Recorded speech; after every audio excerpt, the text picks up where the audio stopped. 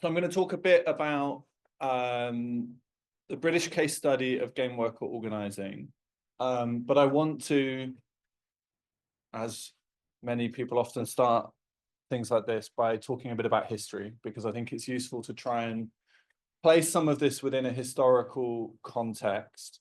I'm going to use some data from a project I've been running with Austin Kelmore called Game Worker Solidarity, which has been mapping different instances of collective action. And I want to place the British case study in this longer history of struggle in the games industry, because there's a risk, and we've talked about it a lot in this stream, of the moment from 2018 onwards, in which there is a peak of instances of organizing.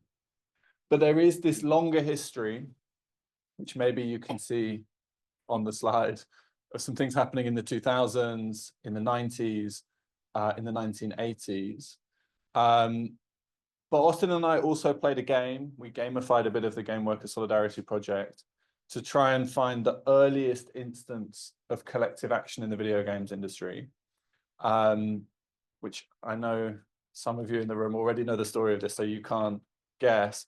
But what do you think happened in 1955 of collective struggle in the games industry?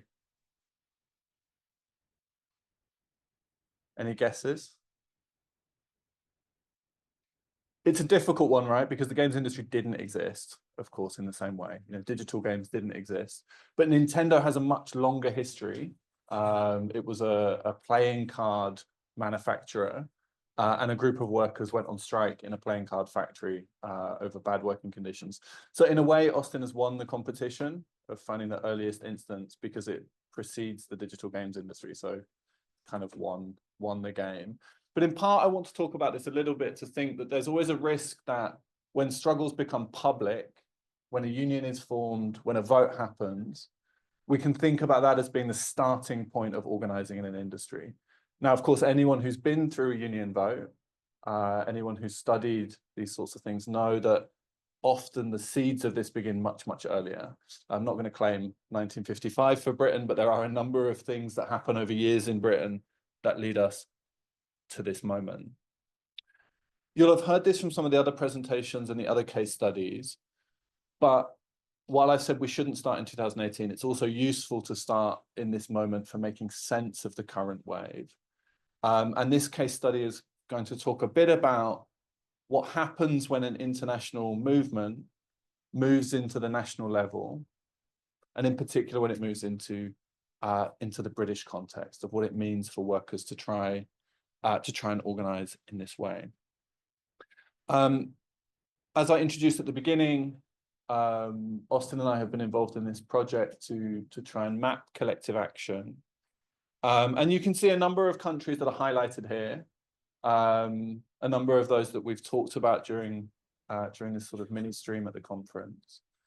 But when we narrow down to Britain, it looks a bit like this. It's worth saying that when I talk about Britain, I often don't include the north of Ireland, but for industrial relations reasons, the north, some unions don't cross the border. So it's worth thinking about it in this way. There have been a number of different kinds of collective actions that we've mapped in Britain. There are 11 public moments of collective action. And some of these relate to protests, some of them relate to forming a union, but none of them relate to card vote elections. So unlike the American case that we've been talking about, or some of the other countries where card votes are a part of the process, there is a single action on the map that is the formation of a union, because that was when the union was voted to be established. I'm not sure how much we know about the industrial relations model in Britain, but I'm going to try and give a little bit of an overview, because it's very, very different to here in Quebec.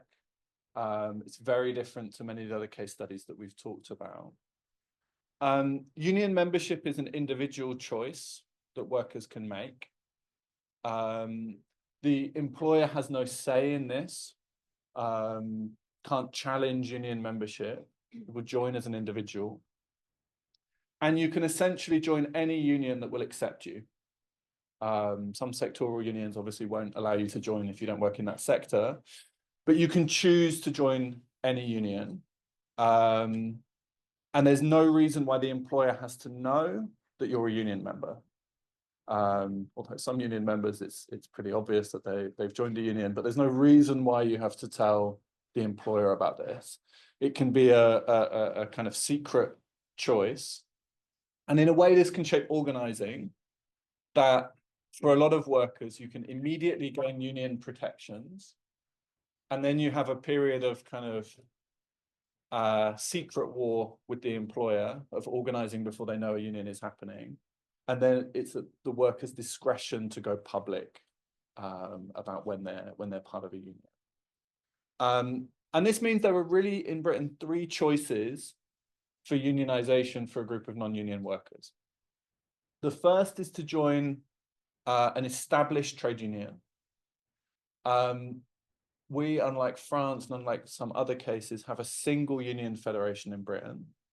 There is a second one that's a bit overlapping, but not that useful to explain here, but we have a single trade union federation that is has membership of all of the major unions in Britain.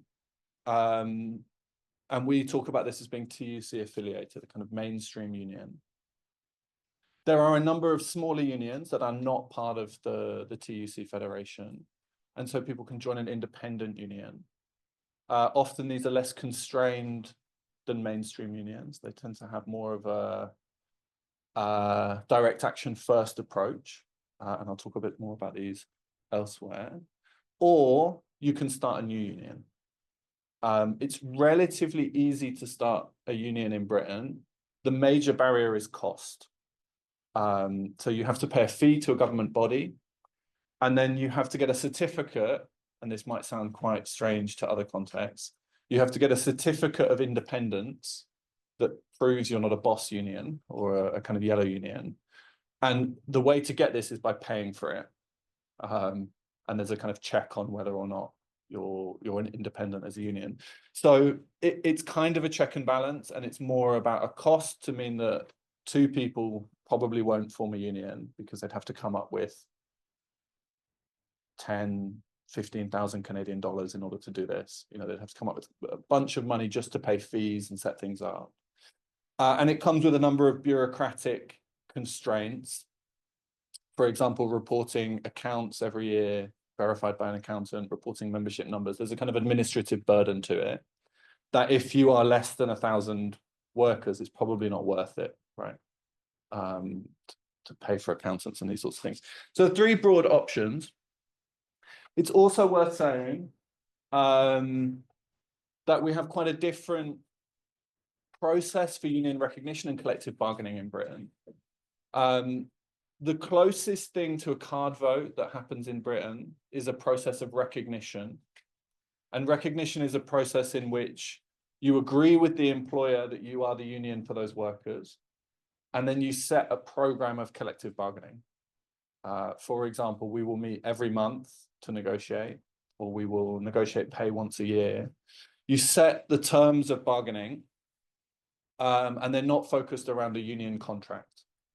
They are issues that can be negotiated independently of each other and added onto the contract.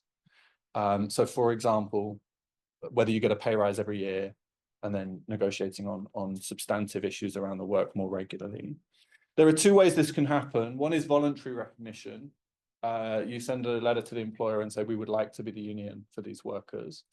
Those of you who are industrial relations scholars might be able to guess this is quite a rare thing to happen. It's quite an unusual thing to happen. Or you can ask for statutory recognition. And this is a bit like a card vote. So a government body organizes a check of whether at least 50% of the workers would want the union to recognize them. They don't have to be members, but they would want them to recognize them. And then they become the legally recognized union. This gives the union some rights, but workers individually don't gain more rights vis-a-vis their employer. So their protections are broadly the same. And it's through unions that British workers have the right to strike, to take industrial action. through organizing a trade dispute. So saying that there is an issue that the workers and management can't agree on. And then, again, this probably won't be a wild surprise to people, but engaging in casework activities, being representatives and going to meetings with management and going to employment tribunals as a legal route to resolving some grievances. So this is the broad context in which game workers in Britain were trying to decide which union to join.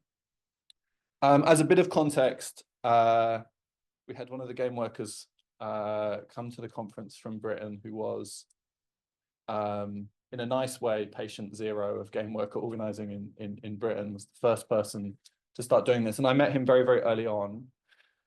And we went through a series of meetings to think about what kind of union they would want to join.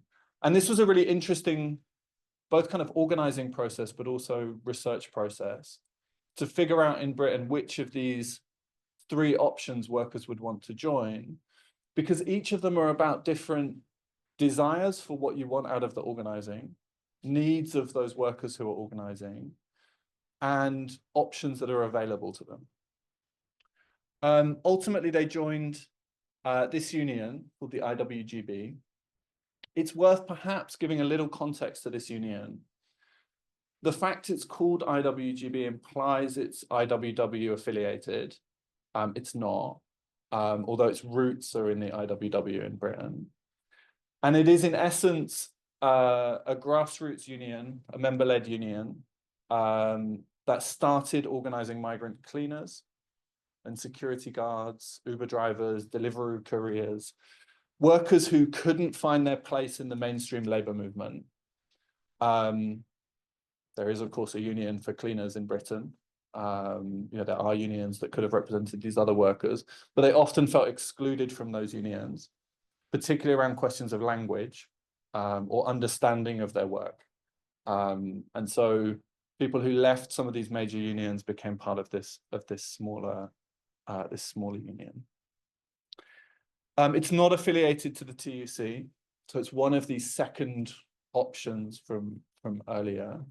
And it has a reputation as a militant union, as a union that's direct action first, and uses strikes as part of a kind of unofficial bargaining strategy.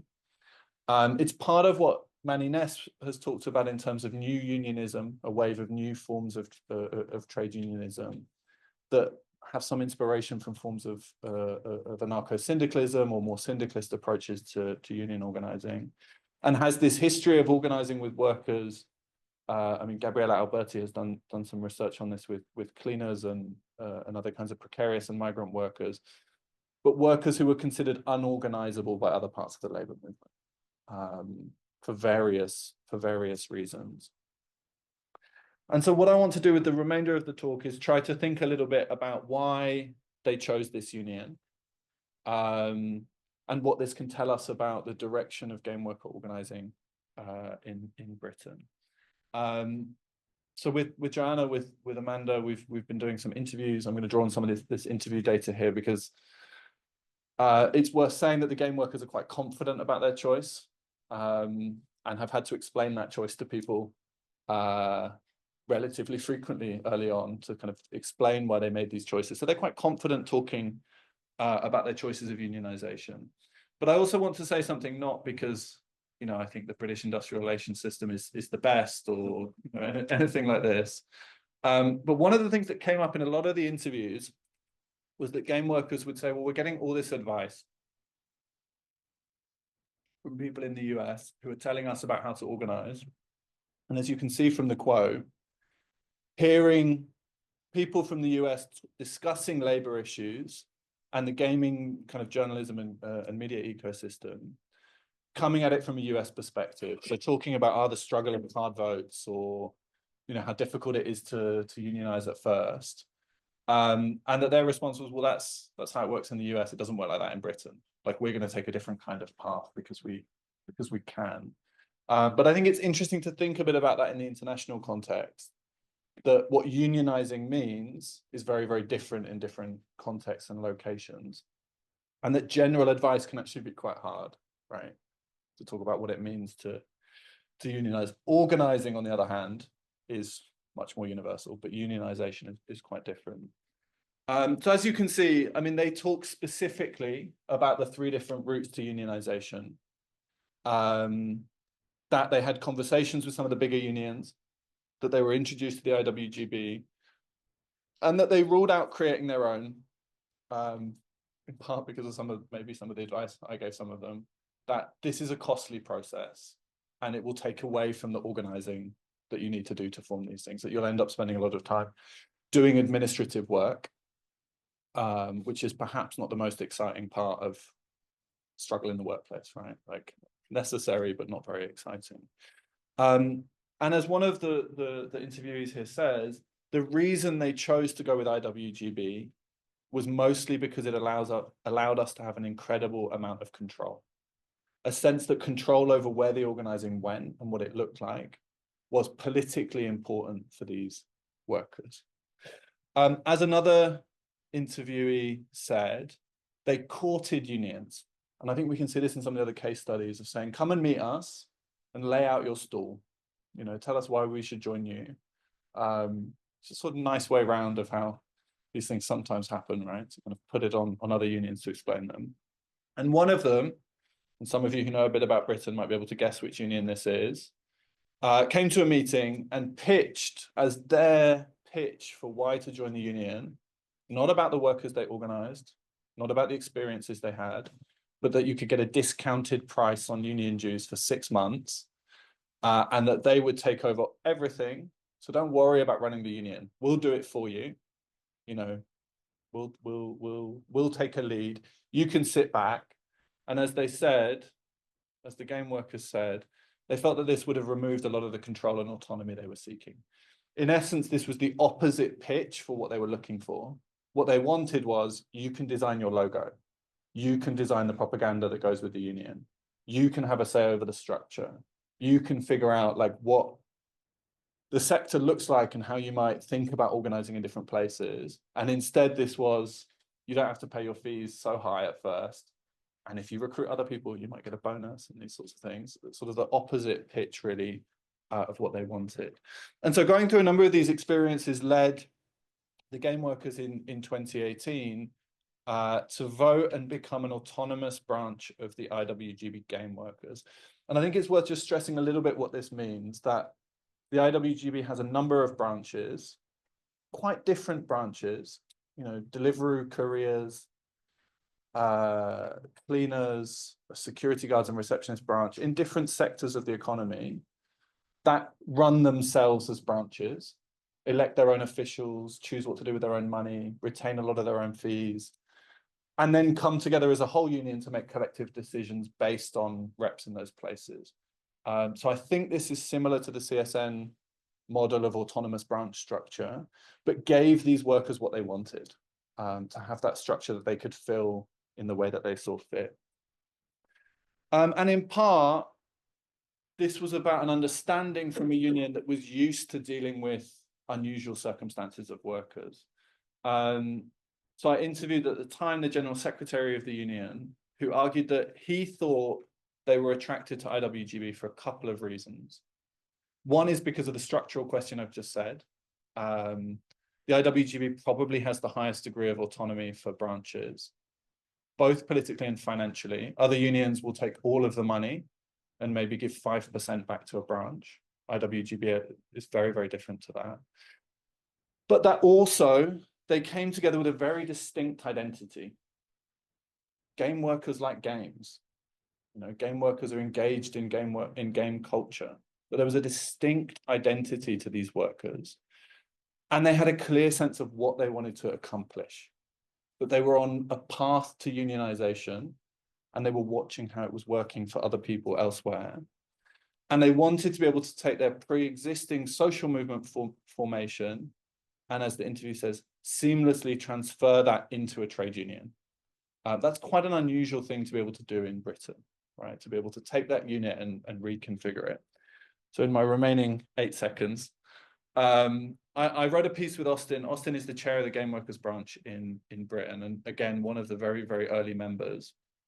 And we wrote a piece recently arguing there are a number of lessons that come out of the British experience that we think are applicable elsewhere. The first is that there are alternative approaches to building collective power that can be seen in that game worker unionization wave. In a way, this is what's so exciting about it, to see support from bigger unions in some cases, alternative unions elsewhere, formation of new unions in some cases, to see live the playing out of these different models and see which of them actually builds power, like which of them can actually result in successes. Second, the issues around contesting control over work rather than just pay can be an important motivator for organizing. A lot of game workers, of course, want, substantive improvements to their day-to-day work, but they also want to change the industry. This is a kind of starting point of wanting to have more control of the industry. And then finally, the development of game worker organizing and organization will have to meet game workers where they already are. I think this is a clear lesson that comes out of these case studies, that you can't just take the existing union models and apply them. Thank you very much.